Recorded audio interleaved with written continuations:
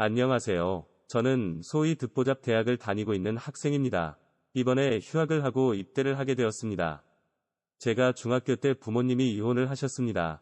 이혼의 자세한 내막은 알지 못합니다. 하지만 그 무렵 부모님이 엄청 싸우셨습니다. 확실치는 않지만 엄마가 다른 남자를 만난 것 같았습니다.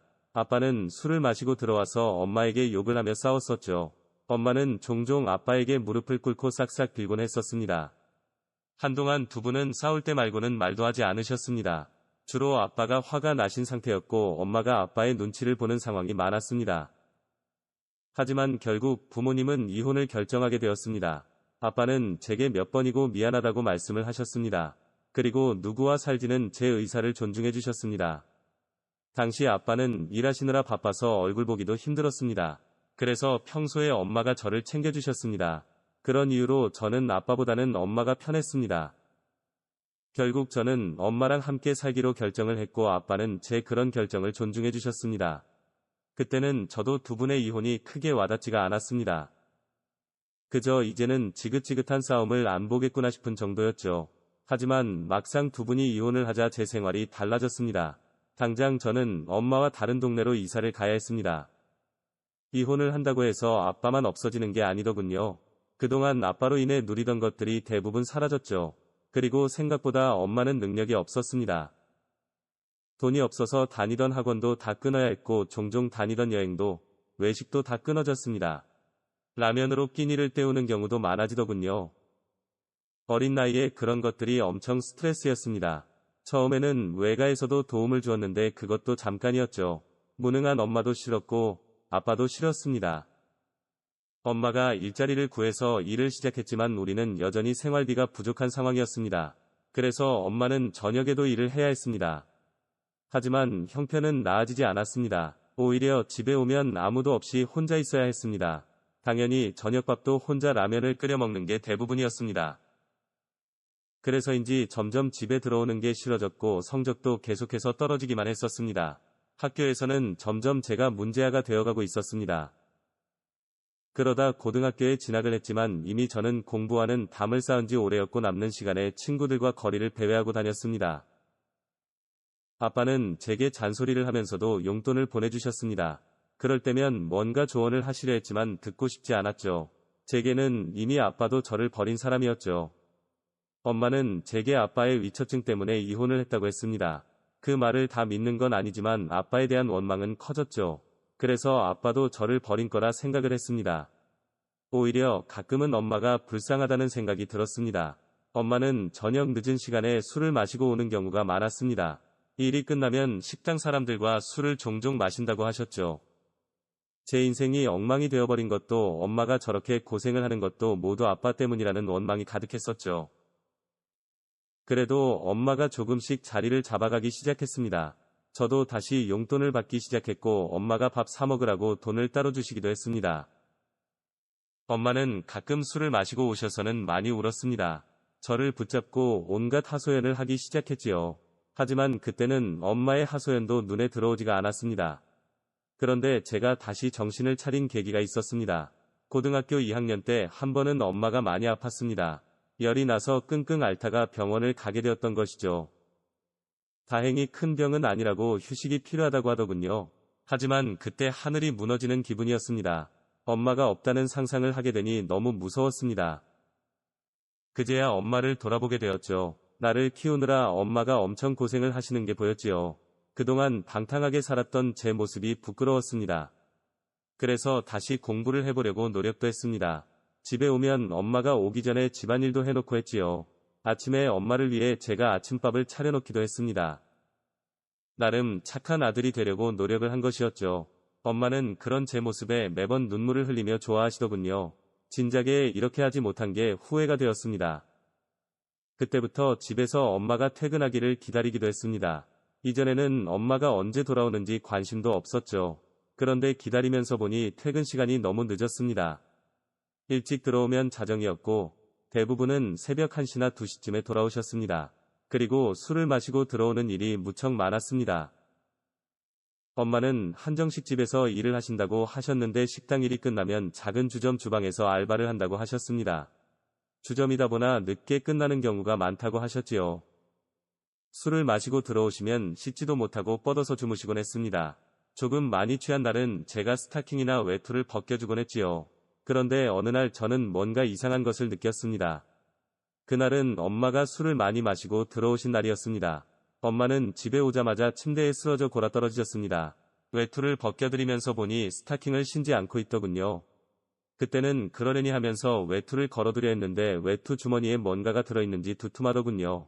그래서 주머니에 손을 넣어서 그걸 꺼내보았습니다. 그런데 외투에서 나온 것은 여성용 속옷과 스타킹이었습니다. 그것도 꾸깃꾸깃 구겨져서 주머니에 들어있더군요. 그런데 그걸 잡은 순간 제 손에 끈적한 액체가 느껴졌습니다. 그리고 순간 밤꽃 냄새가 진하게 풍겨지는 것이었습니다. 그 순간 등골이 서늘해지는 기분이었습니다. 확인하지 않아도 그 액체가 무엇인지 알 수 있었죠. 엄마는 치마만 입은 채 스타킹은 신고 있지 않았고 그 속에는 속옷을 입었는지 알 수 없었습니다. 하지만 그 속옷이 엄마 거라는 확신이 들었습니다. 순간 심장이 미친 듯이 뛰기 시작했습니다. 꼭 확인하지 않아도 그게 무슨 상황인지 알 수 있었습니다. 엄마가 남자를 만나고 들어오신 것은 분명해 보였습니다. 머릿속에 오만 가지 생각이 다 들더군요. 엄마에게 혹시 남자친구가 생긴 건가 싶기도 했고 엄마가 몹쓸 짓을 당한 건 아닌가 걱정도 되었죠. 하지만 엄마는 술 냄새를 풍기면서 잠이 든 상태였죠. 잠시 머릿속이 멍해졌는데 그때 엄마의 전화기가 보이더군요. 저는 조심스럽게 전화기를 가지고 밖으로 나왔습니다. 전화기를 들고 있는데 심장이 너무 떨려왔습니다. 엄마의 잠금 패턴은 저도 이미 알고 있었습니다. 하지만 이걸 열어봐도 될지 엄청 고민이 되었습니다. 그동안 엄마의 사생활에는 관심도 없었는데 이제 와서 이걸 열어보는 게 맞나 싶더군요. 그래서 한참 동안 머뭇거리게 되더군요. 하지만 저는 엄마에 대해서 알고 싶었습니다. 그래서 잠금을 해제하고 엄마의 전화기를 열었습니다. 몇 통의 카톡이 와 있는 게 보이더군요. 그리고 그곳에서 저는 보지 말아야 할 것을 보았습니다. 그동안 엄마가 어떻게 돈을 벌었는지 알게 되었죠. 카톡에는 수많은 대화들이 있었습니다. 그 중에 어떤 남자와 나눈 대화가 있었습니다. 내용은 주로 몇 시에 어디서 만날지에 대한 대화였죠. 그런데 만나는 곳이 대부분 노래방이었습니다. 그리고 엄마가 만난 손님들에 대한 이야기도 있었습니다. 주로 진상 손님들에 대한 하소연이었습니다. 대화 내용을 읽으면서 저도 모르게 눈물이 났습니다. 술에 취한 남자들이 온갖 더러운 짓을 했더군요. 그리고 그들은 엄마에게 강제로 술도 먹게 한 것 같았습니다. 엄마가 술에 많이 취해오던 날인 것 같았습니다. 엄마는 주점이 아닌 노래방에서 일을 하는 듯 했습니다. 누군지도 모르는 남자들에게 수모를 당하며 돈을 벌었죠. 한 푼이라도 더 벌기 위해 이 차도 나가시는 것 같았습니다. 순간적으로 엄마가 그런 일을 한다는 사실에 충격을 받았습니다. 절대로 상상도 하기 싫었던 일이 벌어진 것이었습니다. 하지만 엄마를 추하다고 생각하지는 않았습니다. 나 때문에 어쩔 수 없이 택한 것이라 생각했습니다. 보너스를 받았다며 용돈을 주시던 모습이 떠올랐습니다. 그때는 그저 용돈을 받았다고 기뻐만 했었습니다. 제 자신이 한없이 부끄럽다는 생각이 들었습니다. 엄마가 벌어온 돈으로 저는 휴대폰도 샀고 여자친구랑 데이트도 했었습니다. 그날 새벽에 저는 제 방에서 한참을 울었습니다. 밤을 새고 저는 엄마의 해장국을 끓여놓고 등교를 했습니다. 학교에서도 하루 종일 아무것도 손에 잡히지 않았습니다. 아무것도 모르는 엄마는 해장국 잘 먹었다고 문자를 보내더군요. 저는 멍해진 상태로 집으로 돌아오게 되었습니다. 그리고 오랜만에 아빠에게 전화를 걸었습니다. 아빠는 제 전화를 무척 반가워하셨습니다. 마음이 답답해서 전화를 걸었는데 차마 아빠에게 말을 할 수 없었습니다. 그래서 의미도 없는 대화만 나누다가 아빠에게 엄마와 헤어진 이유에 대해서 물었습니다. 그러자 아빠는 무슨 일이 있냐고 하시더군요. 아빠는 마치 저를 지켜보고 있는 것 같았습니다. 저는 그냥 왜 헤어졌는지 궁금해졌다고만 했습니다. 적어도 두 분이 헤어진 이유는 알고 싶다고 했습니다. 그리고 아빠에게서 그때의 이야기를 들을 수 있었습니다. 당시 엄마가 남자를 만나셨던 모양이었습니다. 아빠가 그 사실을 알게 되면서 두 분이 이혼을 하신 것이죠. 아빠는 더 자세한 이야기는 하지 않았습니다. 어렴풋이 짐작하고 있던 내용 그대로였습니다. 그리고 아빠는 엄마 잘 보살펴 드리라고 하시더군요. 이런 이야기를 들으면 엄마가 원망스러울 줄 알았습니다. 하지만 그때는 별다른 느낌이 들지가 않더군요. 아빠에게도 처음으로 건강하시라고 말을 했습니다. 저는 혼자 집으로 돌아가 집안일을 시작했습니다. 세탁기에서 어제 꺼낸 그 속옷과 스타킹이 보이더군요.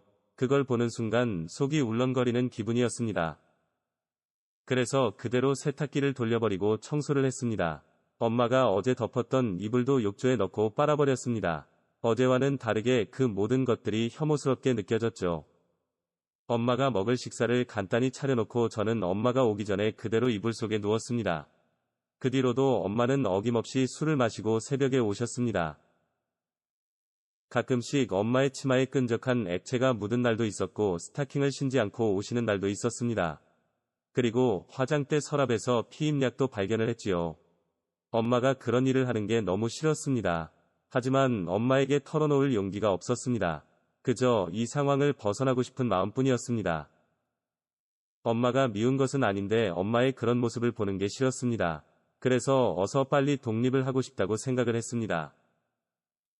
공부를 못해서 좋은 대학은 가지 못했습니다. 흔히 말하는 듣보잡 대학에 입학을 했고 기숙사에 들어가서 생활을 하기 시작했습니다. 사실 대학을 안 가고 독립해서 돈을 벌고 싶었습니다. 하지만 엄마가 울며불며 애원을 하시더군요. 저를 대학 보내는 게 엄마의 평생 소원이라고 하셨죠. 대학에 입학한 이후에도 엄마와 종종 통화도 하지만 직접 엄마를 만날 용기가 나지 않았습니다. 그래서 집에도 자주 안 가게 되더군요. 엄마는 지금도 제가 그 일에 대해서 아는지 모르십니다. 지금이라도 엄마에게 솔직하게 이야기를 하고 그 일을 그만두시라고 하는 게 맞을까요? 하지만 그 일을 제가 알고 있다고 말하기가 두렵습니다. 자칫 그게 돌이킬 수 없는 상처가 될까봐 두렵습니다. 그래서 일찌감치 군대로 도망을 치는 선택을 했습니다. 나를 위해 고생한 엄마에게 상처를 주고 싶지 않았습니다. 그렇다고 그런 일을 하는 엄마를 지켜보는 것도 괴롭습니다. 저는 어떻게 하면 좋을지 조언을 구하고 싶습니다. 영상 시청 감사합니다.